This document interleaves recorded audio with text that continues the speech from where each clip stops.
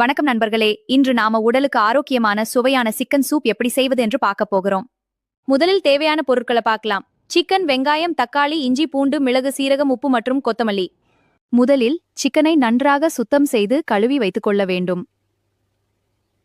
பிறகு வெங்காயம், தக்காளி, இஞ்சி மற்றும் பூண்டை சிறிய துண்டுகளாக நறுக்கிக் கொள்ளுங்கள். இப்போது அடுப்பில் ஒரு பாத்திரம் வைத்து சிறிது வெண்ணெய் சேர்த்து சூடாக்கவும். வெண்ணெய் சூடானதும் வெங்காயம், இஞ்சி, பூண்டு சேர்த்து நன்றாக வதக்கவும். பிறகு தக்காளியை சேர்த்து நன்றாக மென்மையாகும் வர வதக்குங்கள். இப்போது சுத்தம் செய்த சிக்கனை பாத்திரத்தில் சேர்த்து சிறிது நேரம் வதக்கவும்.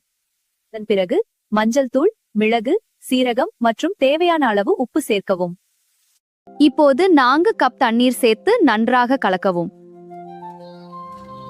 பாத்திரத்தை மூடி வைத்து 20 முதல் 25 நிமிடங்கள் நன்றாக வேக விடுங்கள். சிக்கன் நன்றாக வெந்ததும் சூப்பை ஒரு கிண்ணத்தில் ஊற்றி மேலே கொத்தமல்லி தூவி பரிமாறுங்கள். Hungry for more? Hit that subscribe button, smash the like and share with your friends. Stay tuned with Hindi Cooking Tune for more recipes.